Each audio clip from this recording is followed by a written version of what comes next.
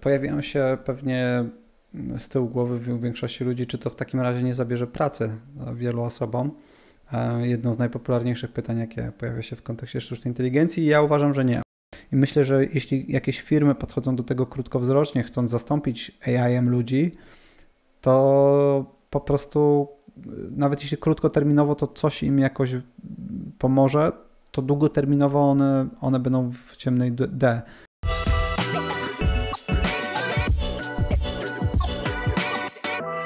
Siema. Dzisiaj zapraszamy Was na spotkanie z bardzo wyjątkowym gościem.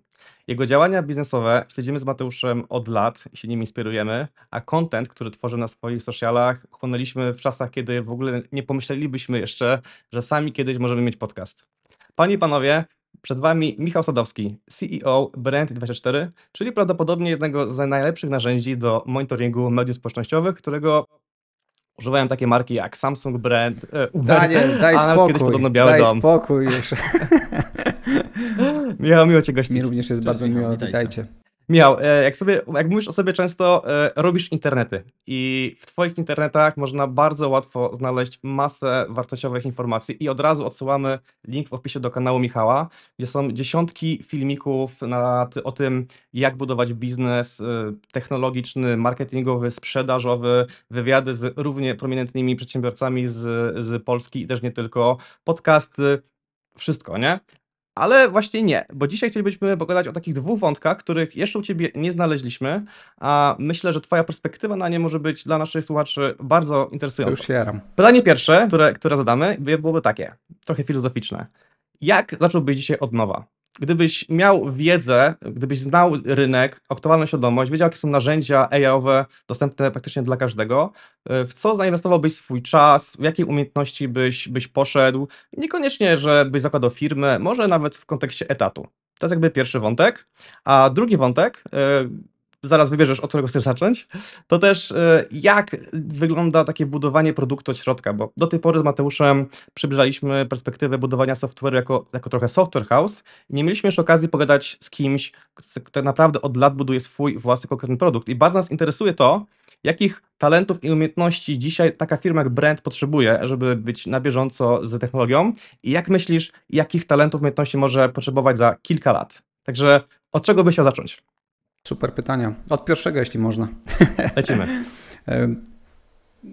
Na początek, jeśli dzisiaj startowałbym z nowym biznesem, to przede wszystkim startowałbym z biznesem w modelu globalnym.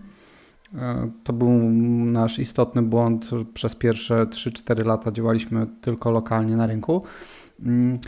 Jakby nie ma nic złego w tym, żeby na początku uderzać do polskojęzycznych klientów, natomiast jakby sam produkt ruszałbym z nim w wersji anglojęzycznej od początku, bo jeśli tego nie zrobimy, to często pojawia się dług technologiczny, z którym ciężko gdzieś tam fizycznie odpalić tą wersję anglojęzyczną jakby od razu. Także myślę, że moje ambicje byłyby znacznie większe niż wtedy, kiedy zakładaliśmy Branda, bo po prostu ciężko było sobie wyobrazić 12 lat temu, czy może nawet więcej, 14 lat temu zaczynaliśmy pracę nad Brandem, czyli 14 lat temu ciężko było sobie wyobrazić, że z narzędzia robionego przez tam kilku gemonii z Wrocławia będzie korzystać powiedzmy globalny klient ze 150 rynków. Dzisiaj wiem, że jest to możliwe, dzisiaj wiem, że ci klienci nie mają problemu z kupowaniem produktów pochodzących z Polski, więc te ambicje byłyby już po prostu większe.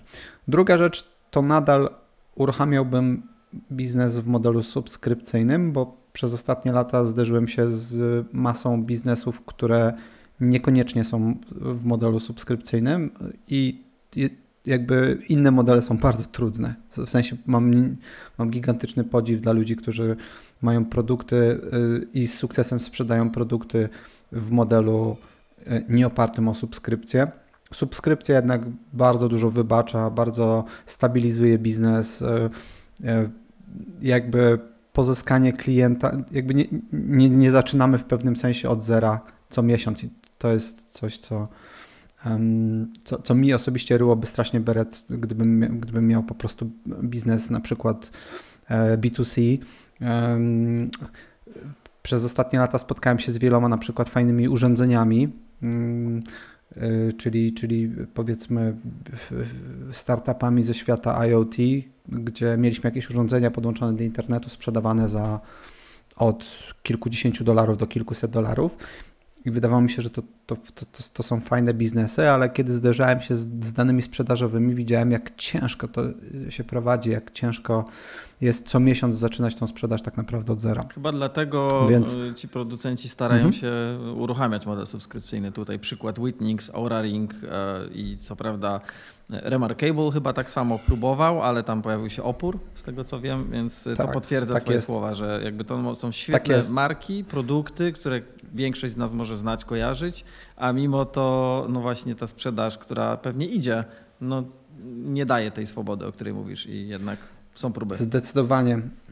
Mówi się, że model subskrypcyjny zjada świat w pewnym sensie i mamy tego przykładów rzeczywiście sporo. Takim moim ulubionym jest chyba Nespresso czy Nespresso, które historycznie było kojarzone głównie z ekspresami do kawy, które były dość drogie. W pewnym momencie przestawili się na sprzedaż bardzo tanich ekspresów i relatywnie drogich, jak spojrzymy per gram kapsułek, które są swoistego rodzaju subskrypcją.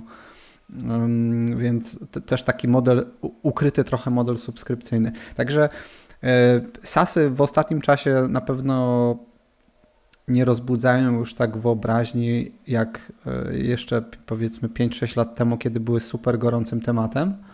Natomiast nadal uważam, że ten model biznesowy jest fundamentalnie lepszy od większości pozostałych.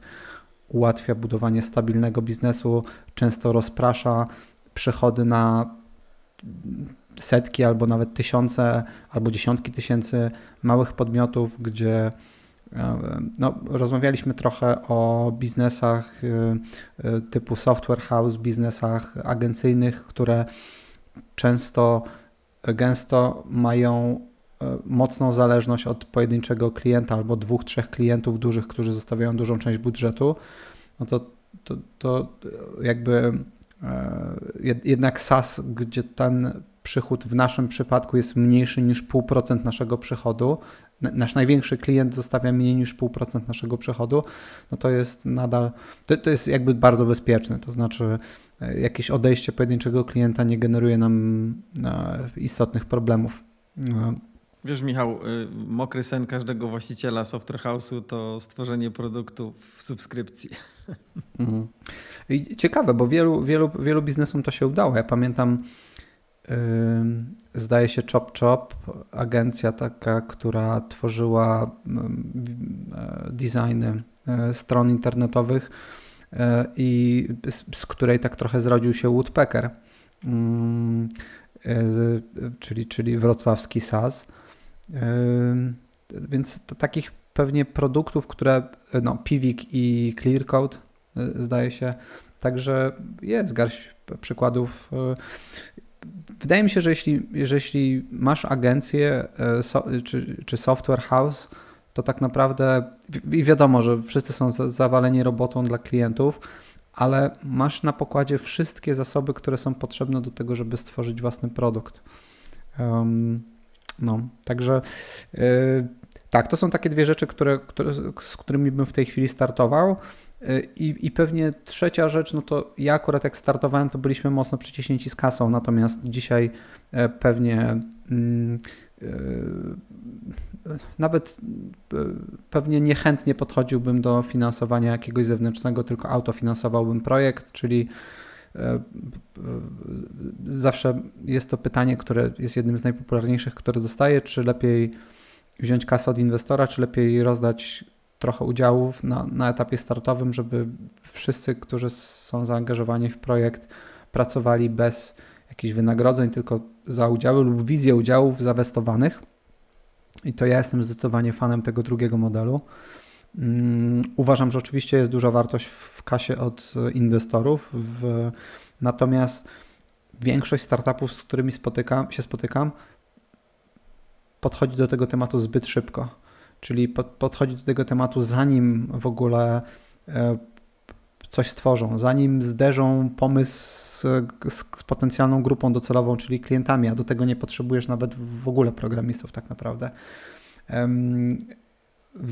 Jeśli już, oczywiście są przykłady biznesów, które są bardzo kapitałożerne i jakby no nie stworzymy rakiety konkurującej ze SpaceX po prostu rozdając garść udziałów, ale to jest to, co zawsze mnie bardzo jarało w internecie, w biznesach internetowych. To, że to jest jedna z niewielu branż, w której można naprawdę stworzyć coś z niczego. Można bez kapitału na najtańszym serwerze na Home'ie zbudować usługę, która po miesiącach, latach może być warta miliony czy nawet dziesiątki milionów złotych. Także to kreowanie wartości jest głównie w oparciu o czas i umiejętności, a nie w oparciu o jakiś tam kapitał, bez którego nie ani rusz. Także na dzień dzisiejszy robiłbym biznes bez inwestorów.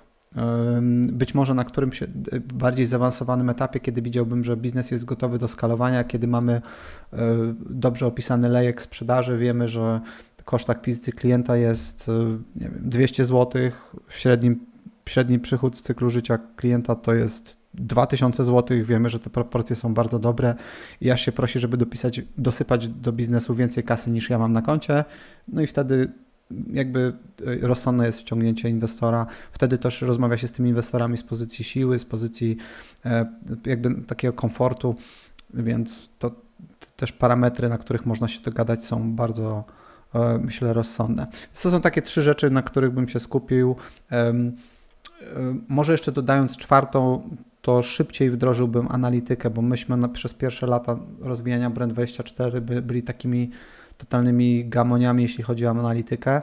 Mierzyliśmy tylko, ile ludzi wchodzi na stronę, ile ludzi się rejestruje, ile ludzi kupuje, czyli taki super uproszczony lejek 3-etapowy. A moment, w którym zaczęliśmy wdrażać bardziej zaawansowaną analitykę, bardziej szczegółowo rozbijać sobie to na kilkadziesiąt mikroetapów, jakie przechodzi użytkownik przechodzący ścieżkę od pierwszego kontaktu z naszą marką do zakupu, zdaliśmy sobie sprawę, jak wiele fuck-upów mamy po drodze. I często analityka jest postrzegana jako coś, co może posłużyć biznesom większym, żeby zoptymalizować przychody, wycisnąć trochę więcej zysków, wycisnąć trochę lepszą konwersję. Jakby z perspektywy czasu uważam, że tak nie jest. Uważam, że albo nie tylko tak jest. Uważam, że analityka jest absolutnym must have dla młodych biznesów, które często nie mają jeszcze pojęcia, gdzie leży wartość, gdzie jest w pewnym sensie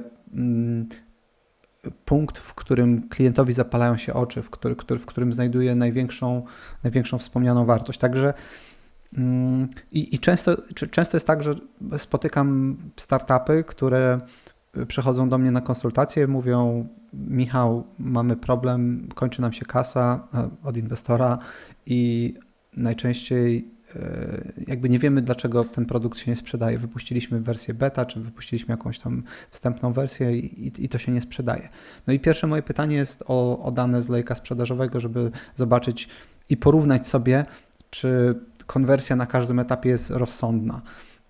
Można to porównywać z benchmarkami, które są dostępne w internecie, ale można też po prostu zdroworozsądkowo sobie się zastanowić, czy to jest ok, że nie wiem, jedna osoba na 1000 wchodząca na stronę logowania faktycznie się zaloguje. No raczej nie, to jest jakiś pewnie fuck up gdzieś tam. I często się okazuje, że founderzy byli już na przykład zdemotywowani tym, że produkt nie działa, że produkt się nie przydaje, nie daje wartości, a okazywało się, że gdzieś na przykład po drodze był fuck up w onboardingu, że ludzie tak naprawdę nie docierali do faktycznego produktu. Także uważam, że analityka, wszelkie formy zbierania feedbacku są arcyważne, szczególnie w młodych biznesach, gdzie jeszcze jakby ja już po 14 latach dobrze rozumiem mój biznes, dobrze rozumiem, jaką drogę przechodzi klient, dobrze wiem, w których miejscach znajduje największą wartość, przy których sloganach naszych marketingowych najbardziej zapalają mu się oczy i przekonuje to go do zakupu. W młodych biznesach tego nie wiadomo i my teraz na przykład jak startujemy z nowymi produktami czy usługami w grupie, to działamy dokładnie tak samo, czyli analizujemy sobie jakby całą ścieżkę, oglądamy sobie sesję w jakimś Hotjarze czy w Clarity. Oczywiście rozmawiamy z ludźmi, bo to jest absolutna podstawa, żeby zrozumieć, co poszło nie tak. Zadajemy celowane pytania, żeby zrozumieć jakby, nie wiem, co musiałoby się wydarzyć, żebyś przetestował produkt, albo dlaczego faktycznie jakby nie znalazłeś wartości, dlaczego się nie zalogowałeś, co poszło nie tak w pewnym sensie.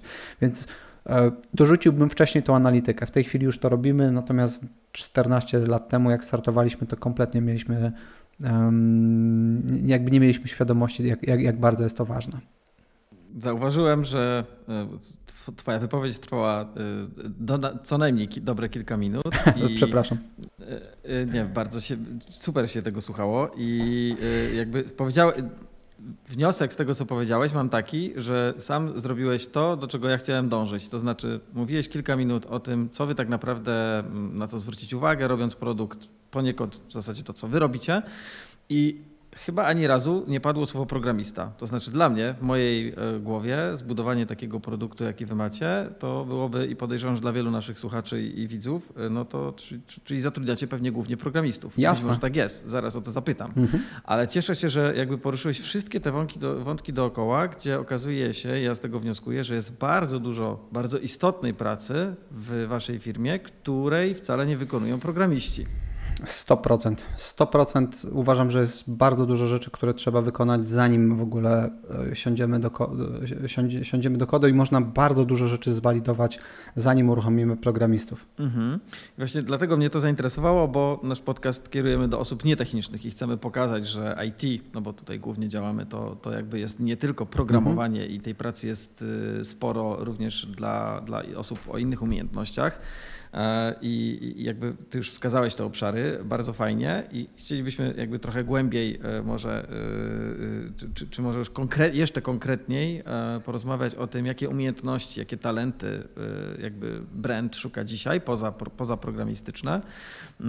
Jakby właśnie które te stanowiska mają taki największy wpływ na to, żeby zespół był jakby silny i żeby budować ten produkt w sposób taki no, rozwojowy i właściwy, tak jak się powinno.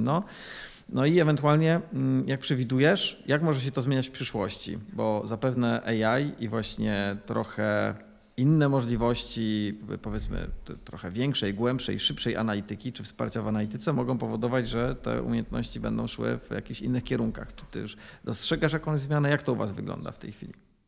Jasne. No to ja pewnie nie zaskoczę, że jestem dużym fanem marketingu, choć uważam, że na pierwszym, początkowym etapie marketing może być strzałem w kolano, czy inwestycja w marketing może być strzałem w kolano. To jest też duży problem, który obserwuję u startupów, to znaczy za szybko skalują komunikację, która nie jest jeszcze dopracowana, która nie jest jeszcze w żaden sposób sprawdzona, czyli odpalają reklamy w Google, Facebooku i Bóg wie jeszcze czym, w oparciu o slogany, które nie są zweryfikowane, które nie wiadomo, czy tak naprawdę działają.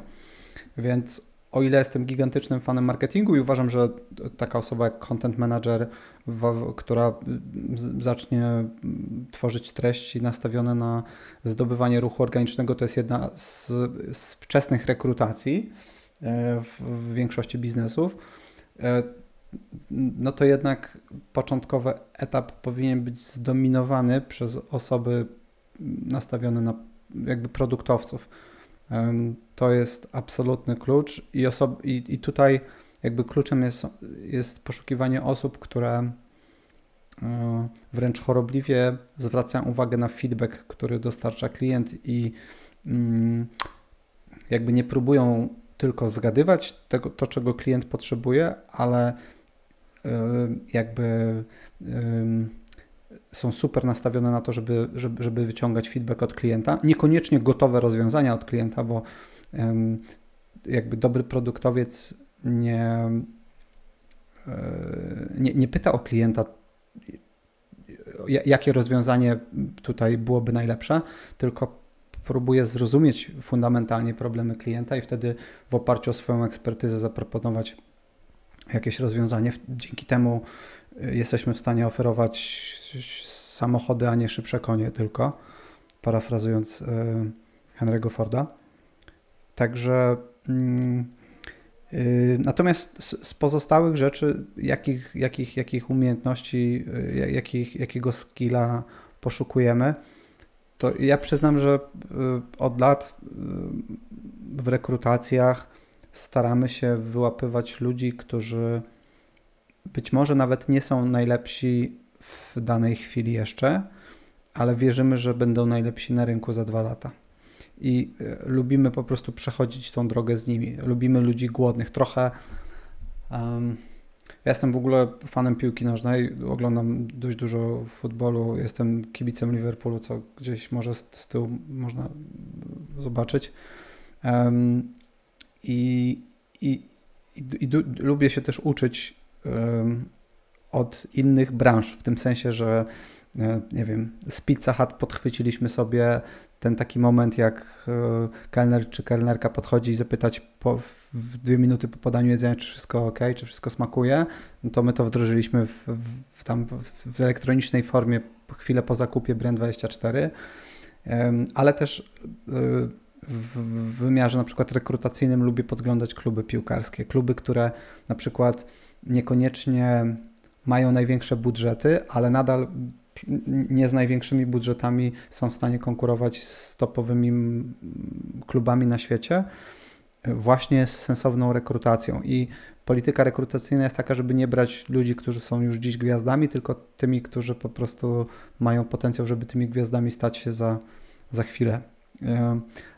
Także... Krótka przerwa na małą to reklamę. Za chwilę usłyszysz Michała tłumaczącego, jak dobrze wypaść podczas rekrutacji, pokazać swój potencjał i zdobyć wymarzoną pracę. Ale żeby w ogóle znaleźć się na tej rekrutacji, potrzebujesz 2 rzeczy. Dobrego przygotowania i dobrego CV. I dokładnie w tym możemy Ci pomóc zupełnie za darmo. Słuchaj, wejdź na naszą stronę, link w opisie, www.deal-with.it, zostaw nam swój adres, a wyślemy Ci maila, w którym będą 2 rzeczy.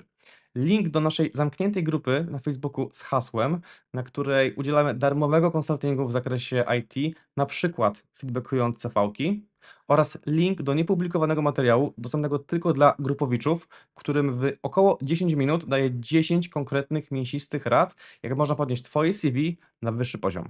Dobra, wracamy do materiału. Znaczy to ciężko nazwać kompetencją, to jest taki super miękki wymiar rekrutacji, ale to jest coś, na co filozofia, podejście. Zwracam bardzo dużo uwagi. Tak. Czyli bardziej na potencjał, a nie na dzisiejszą, nie wiem, czy dzisiaj to CV dobrze wygląda, tylko czy właśnie ma... Jak tego potencjału szukacie? Albo jak można pokazać, że na przykład ja mam potencjał, zatrudnijcie mnie? Wiesz co, to płynie z rozmowy z Tobą. Jeśli widzimy, że praca w Brand24 to nie jest tylko jakaś tam kolejna fucha, żeby się przemknąć przez kolejny rok czy 2, ale jest to jakby, nie wiem, śledzisz firmę, znasz jakieś wydarzenia związane z życiem firmy i chcesz pracować w tej konkretnej firmie, a nie w takiej firmie, no to jest dla mnie bardzo ważne. Natomiast to jest trochę tak, znaczy to jest bardzo ciężkie do stwierdzenia, ale my też najczęściej rekrutując w jakichś obszarach nowych technologii, to prawda jest taka, że nie ma na rynku ludzi od tego. W sensie my byliśmy jedną z pierwszych firm, która na przykład wdrożyła jakieś takie bardziej zaawansowane produkty marketing automation, gdzie ja nie mogłem po prostu pójść na rynek i poszukać ludzi, którzy mają 3 lata doświadczenia w konfiguracji interkoma, bo sam interkom był od roku na rynku, nie? Więc ciężko jest szukać tego typu ludzi. Więc no jakby z definicji oceniasz, musisz ocenić potencjał, czy ta osoba po prostu tego się nauczy wraz z tobą i ogarnie po prostu. Także to był jakiś tam klucz. Spoko, to jest wskazówka dla naszych słuchaczy, żeby jeśli faktycznie starają się o pracę w jakimś konkretnym miejscu, to żeby wzięli dużą uwagę położyli na to, żeby to wybrzmiało, że tak mówisz, chcę być w tym konkretnym miejscu, a znaczy no jasne, że jak się szuka pracy, to teraz się pewnie wysyła CV-ek wiele, ale jak już mamy tą rozmowę, żeby bardzo mocno to podkreślić, że ta konkretna firma. Też jakby wysyłanie wiele CV-ek, znaczy z mojej perspektywy większość ludzi, którzy uczestniczy w rekrutacjach jest super leniwa, czyli najchętniej na nas przerzuca ciężar dopasowania tej osoby do organizacji. Dostaję mega dużo wiadomości na LinkedInie, gdzie ktoś mówi: Michał, szukam nowych wyzwań, zobacz sobie na mój profil i powiedz, czy potrzebujecie kogoś takiego jak ja. Więc jakby na mnie jest zrzucony cały ciężar, żeby zastanowić się, czy faktycznie mamy taką przestrzeń dla takiej osoby, a to nie jest tak, że w naszej organizacji ja jestem świadom wszystkich potrzeb na wszystkich działów. Trzeba by rozmawiać z każdym z tych. Więc jeśli mam komuś dać poradę, jak podchodzić do rekrutacji, to hiperpersonalizacja jest moim zdaniem absolutnym kluczem, żeby na rozmowie w aplikacji biło z aplikacji, że ta osoba zna firmę, wie o niej coś więcej niż tylko, że jest to jedna z firm, które się ogłosiły na Just Join IT czy gdzieś tam, nie? Jakby kluczem jest ta hiperpersonalizacja. Czyli gdyby na tym LinkedInie do ciebie napisał jakiś UX designer i nie w kontekście, czy coś dla mnie macie, tylko gdyby ci napisał: cześć Michał, tutaj jest 5 UX-owych błędów, które ma wasza aplikacja. 100%.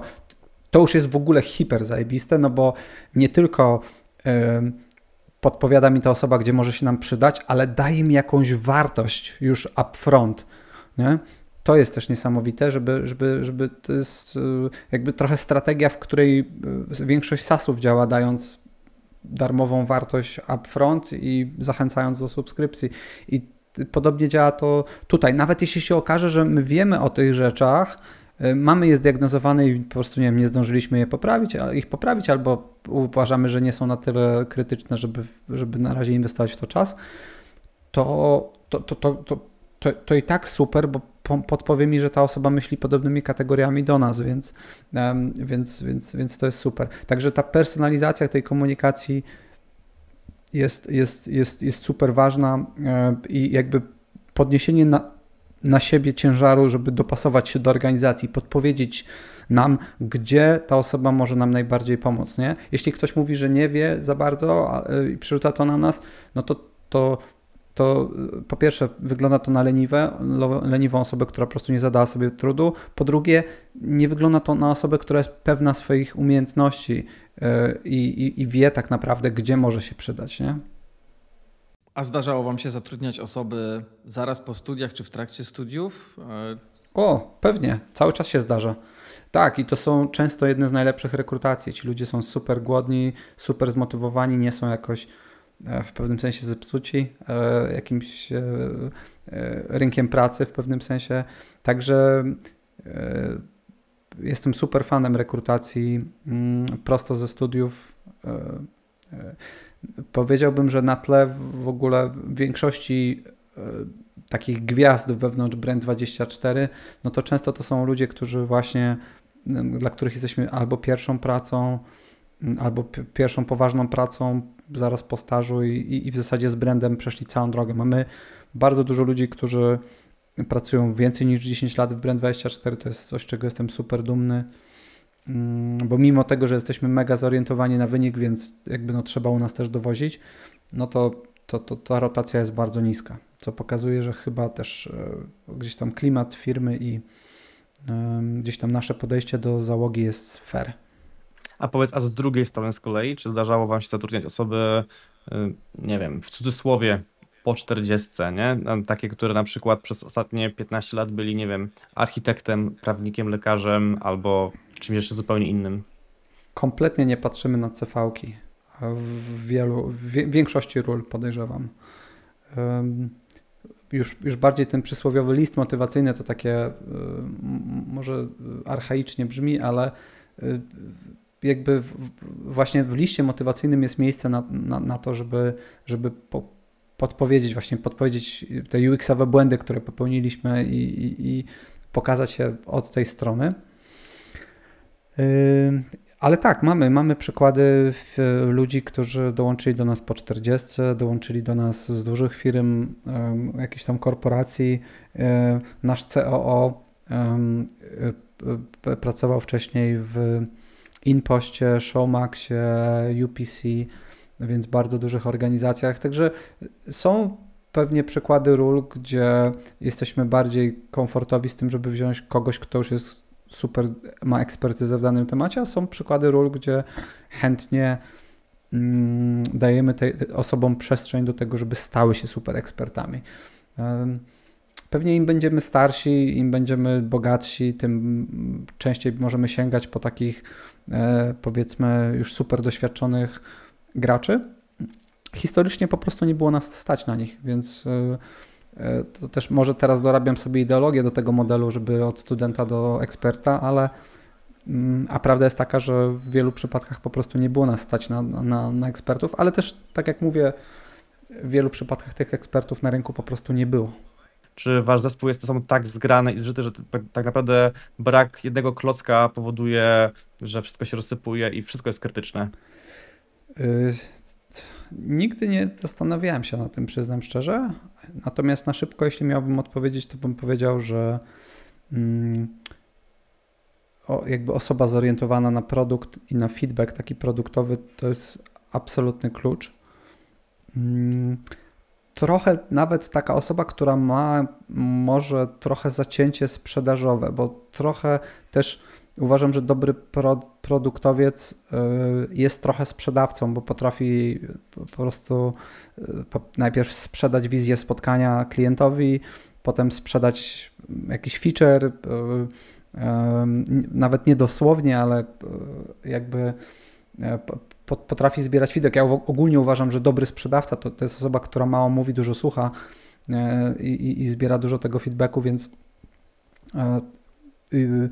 jakby uważam, że taki miks kompetencji sprzedażowo-produktowych to jest absolutny must have we wczesnej fazie.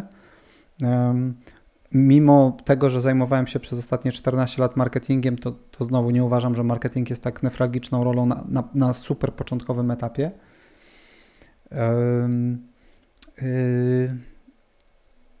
Co jeszcze? Powiedziałbym, że design jest niedoceniany. W sensie ludziom się wydaje, że jeśli coś działa, to działa i nie musi być piękne, ale ja jestem takim trochę... ja też gdzieś tam mam background designerski. Mimo że jestem programistą z wykształcenia, to jednak z programowania zawsze miałem trójkę, a bardziej z jakichś prac takich designerskich miałem wyższe oceny. I wydaje mi się, że dużo startupów nie docenia, jak ważną rolę odgrywa to, czy to, co tworzą, jest po prostu piękne. To brzmi dziwnie i głupio, bo w świecie, w który jest nastawiony na użyteczność, to wydawałoby się, że dobra, to nie musi być piękne, ważne, żeby było użyteczne. No właśnie, bo szczerze tak myślałem, że powinniśmy wystartować z MVP, które niekoniecznie musi być ładne, ale działa. Tak. Jest to ważne. Znaczy, jeśli miałbym wybrać, to oczywiście użyteczność jest ważniejsza niż jakby piękny produkt, który nie działa, no to nie działa. Natomiast jeśli użyteczność mamy już odfajkowaną, jeśli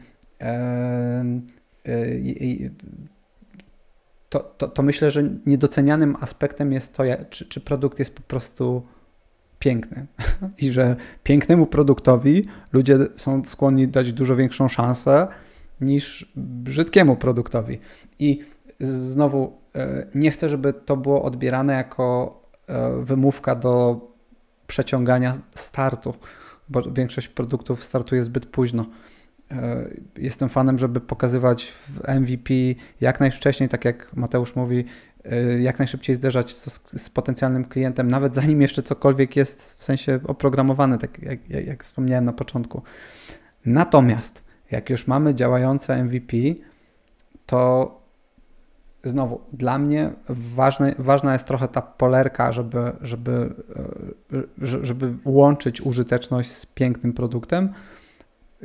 I wydaje mi się to być po prostu takim niedocenianym parametrem, który moim zdaniem jest ważny. Ja się z tym w pełni zgadzam, tym bardziej, że sam jestem przykładem w moim życiu aplikacji do zadań i w mojej pracy są absolutnie krytyczne, bo bez nich bym oszalał, więc teoretycznie mógłbym powiedzieć, że szukałem jak najbardziej zaawansowanej aplikacji do zadań, a tak naprawdę używam jednej z absolutnie najprostszych, która ma o przynajmniej połowę feature'ów mniej niż inne, ale dzięki temu, że ma ich mniej, tam się bardziej skupili właśnie na estetyce, na jakości takiej wizualnej, dzięki temu im jest dużo łatwiej się z tym po prostu obcować. Tym bardziej, kiedy faktycznie produkt konkuruje z innymi produktami, które robią podobne rzeczy, to sam design już dla wielu ludzi, którzy po prostu mają wybór A albo B, to już może być, ten czysty UX może być tą kluczową przewagą. Zdecydowanie. I jakby nie do końca mówimy tutaj o gradientach i jakiejś helwetice.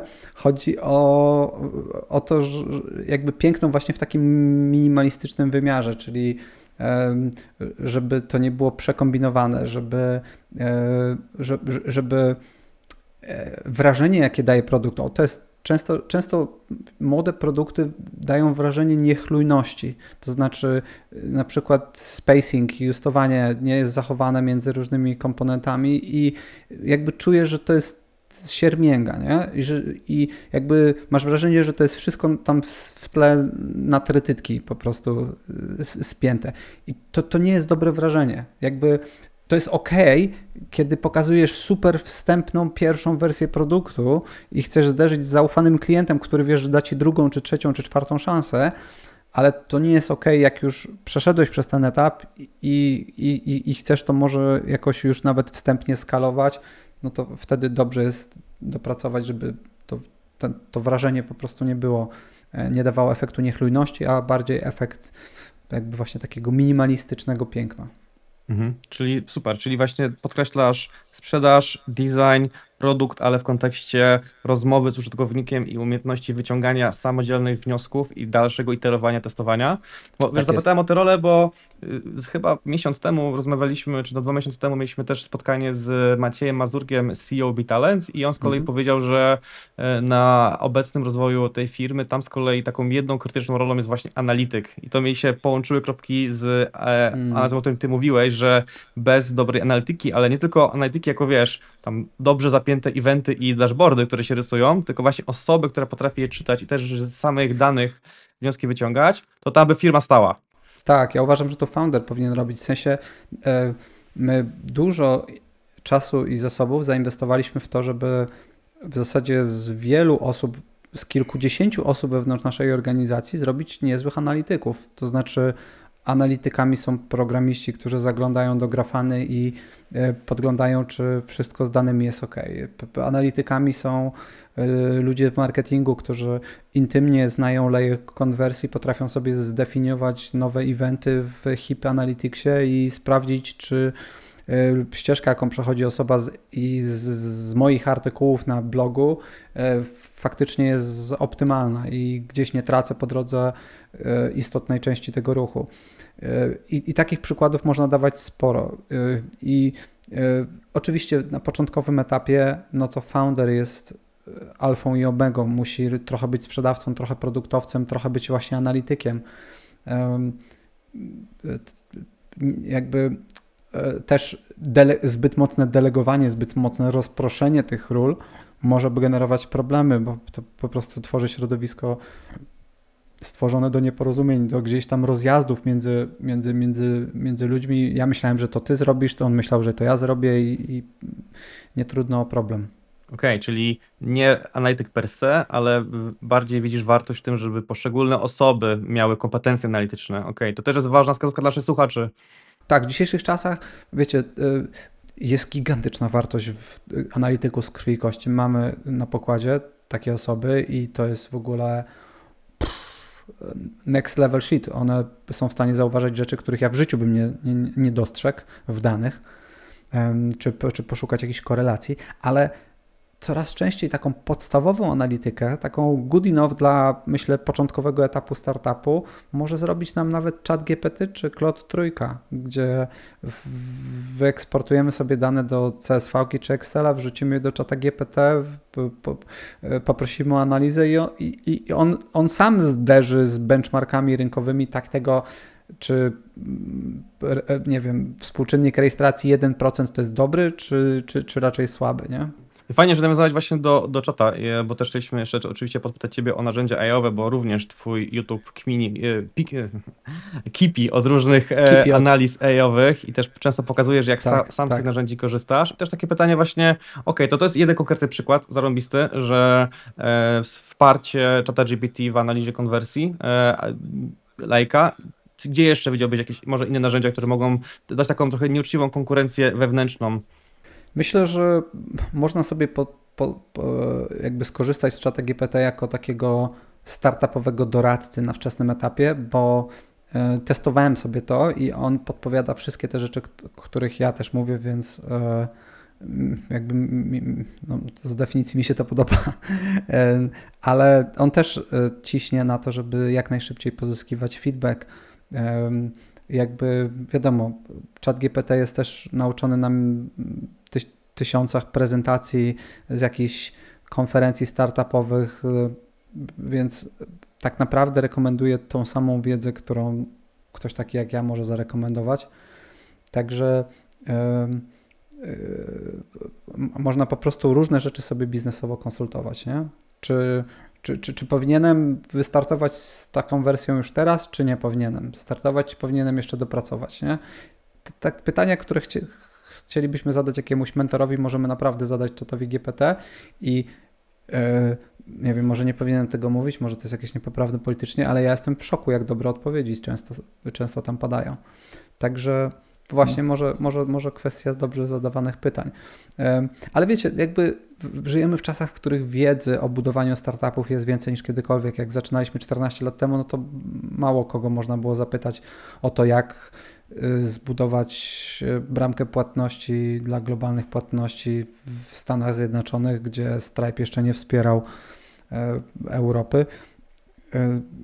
Dzisiaj mamy tutoriale, YouTube'y, podcasty tak naprawdę związane z każdym aspektem budowy własnego biznesu, więc ta wiedza czy w czacie GPT, czy nie w czacie GPT jest po prostu dostępna i to jest fajne.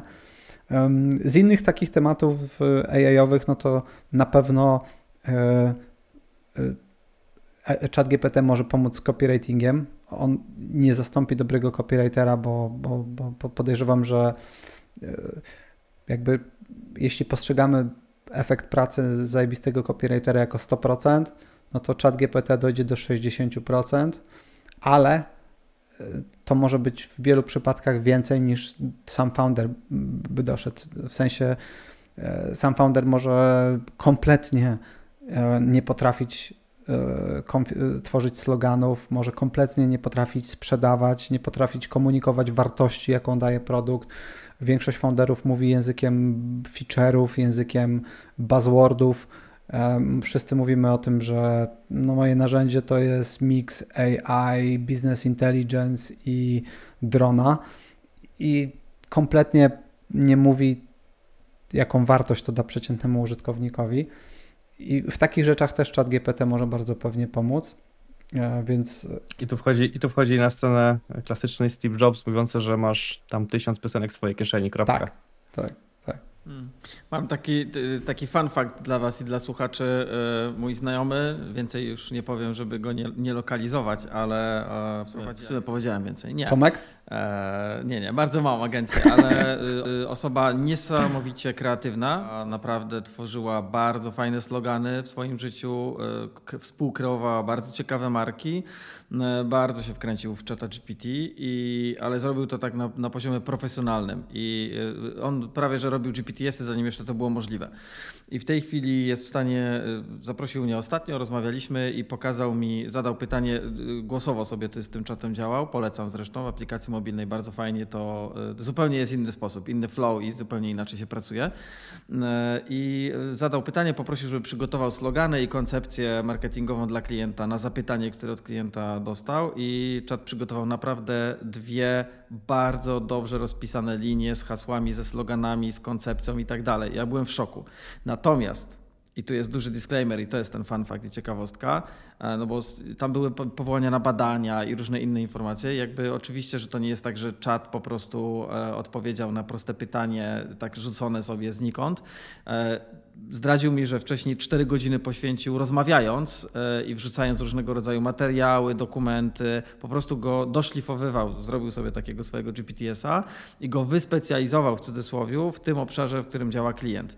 Natomiast mówi, że wcześniej, przed czatem GPT, tą pracę, którą teraz on wykonał w kilka małych godzin, to było mniej niż pół dnia w całości i dostał naprawdę bardzo fajne efekty, to mówi, że wcześniej cały zespół pracowałby nad tym 2, może nawet 4 tygodnie. Tak, i jakby pojawiają się pewnie z tyłu głowy w większości ludzi, czy to w takim razie nie zabierze pracy wielu osobom. Jedno z najpopularniejszych pytań, jakie pojawia się w kontekście sztucznej inteligencji, i ja uważam, że nie. Ja uważam, że ta nowa technologia po prostu wyniesie naszą pracę na kolejny wyższy poziom. Zobaczcie, że poziom wszystkiego się podnosi przez ostatnie lata, czasami bardzo szybko. To z jakiego sprzętu korzystamy? Wiecie, jakby takie mikrofony i w ogóle produkcje podcastów były zarezerwowane jeszcze 10 lat temu dla, nie wiem, bardzo, bardzo małego grona ludzi, których było stać na dobry mikrofon pojemnościowy, studio, interfejs audio i tak dalej. To wszystko się po prostu zmienia. Następuje demokratyzacja i ta demokratyzacja tych technologii, tych możliwości nie zabiera pracy dźwiękowcom, tylko wynosi pracę na wyższy poziom. To, co postrzegamy dzisiaj jako profesjonalnie tworzone treści versus to, co 10 lat temu postrzegaliśmy jako profesjonalnie tworzone treści, to jest diametralnie różne. Często lubię wspominać o Photoshopie jako takim narzędziu, które generowało dużo oburzenia, kiedy miało swoją premierę pod koniec lat 90. i na początku 2000 i też były spekulacje, że zabierze pracę grafikom komputerowym, że zabierze pracę fotografom i tak dalej, a prawda jest taka, że ono po prostu wyniosło pracę na wyższy poziom, sprawiło, że nie wiem, dzisiaj może już nie postrzegamy zdjęć stokowych jako coś fajnego. Kiedyś trzeba było dodać zdjęcie stokowe na stronę, żeby wyglądała strona biznesowo. Dzisiaj mamy z tego bekę, nie? I to jakby to jest gdzieś tam syndrom wyniesienia tej pracy na wyższy poziom. Dlatego ja tutaj się nie obawiam i myślę, że jeśli jakieś firmy podchodzą do tego krótkowzrocznie, chcąc zastąpić AI-em ludzi, to po prostu nawet jeśli krótkoterminowo to coś im jakoś pomoże, to długoterminowo one będą w ciemnej D przez to, bo po prostu prześpią moment, kiedy można uciec do przodu dzięki tym technologiom. Nie? Jak ja patrzę na technologię, jakby Intercom wdrożył sztuczną inteligencję, gdzie można sobie w 3 sekundy podsumować 5 lat rozmów z klientem czy to w mailach było, czy to było w czacie na stronie. Mamy tam z 4000 klientów relacje, które są na różnej stopie. Z jednym się znamy klientem od 5 lat, korzystają z branda, z innym od 2 miesięcy i tak dalej.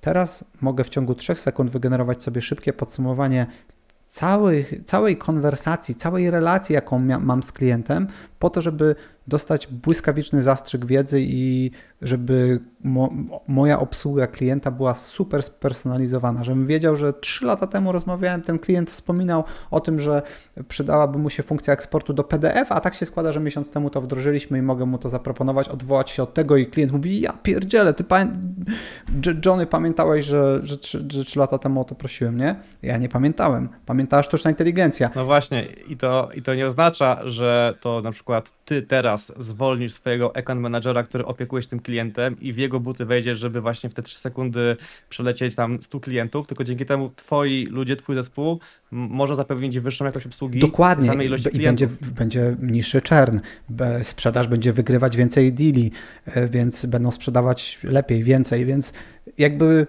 Dlaczego nie chciałbym sprzedawać więcej, lepiej, tylko zachowywać pewien status quo, to tego nie zrozumiem. Nigdy jakby... I to też ścieżka na samym końcu więcej, lepiej wygeneruje, krótko mówiąc, nawet u ciebie więcej miejsc pracy. Dokładnie. Super. No to Michał, dzięki. Myślę, że tym optymistycznym akcentem, który jesteś kolejnym głosem w naszym podcaście, który potwierdza, że jeżeli chodzi o AI i sztuczną inteligencję, to nie bać się, tylko adaptować się, uczyć i jako swoją broń wykorzystywać, a nie bać się jak taksówkarze Ubera, to tylko potwierdza, że to jest the right way. Zdecydowanie. To jest coś, co wyniesie naszą pracę na wyższy poziom, a nie zabierze nam pracę. Pewnie bardziej trzeba się obawiać o ludzi, którzy w oparciu o tą technologię będą mogli nam zabrać pracę, bo ja jestem pewien, że ta agencja kolegi Mateusza, która wykorzystuje sztuczną inteligencję, ona po prostu będzie wygrywać więcej deali, bo nagle uwalnia im się dużo czasu, który mogą poświęcić na to, żeby oferta, którą proponują wybranej marce, była jeszcze lepsza, była po prostu wyniesiona na jeszcze wyższy poziom i po prostu będą wygrywać więcej klientów. Michał, stawiać u nas tyle wartościowej wiedzy, że ja już się czuję zainspirowany. Mam nadzieję, że nasi słuchacze również. Także dzięki jeszcze raz, że do nas wpadłeś i podzieliłeś się swoją wiedzą. Dziękuję. I nam pozostaje prosić was, żebyście też Michała jak najbardziej śledzili, bo publikujesz chyba głównie na YouTubie, ale gdzie jeszcze ciebie można znaleźć? Wszędzie. Taka jest moja polityka. Wszędzie. W zasadzie na każdej platformie w mniejszym lub większym stopniu jestem obecny i aktywnie działam. Jeśli chodzi o treści biznesowe, to głównie YouTube, Spotify i pewnie LinkedIn. Wszystko oczywiście podlinkowane w opisie pod tym filmikiem. Dzięki Michał, dzięki. Trzymajcie się, cześć. Dzięki bardzo. Dzięki Michał, trzymaj się.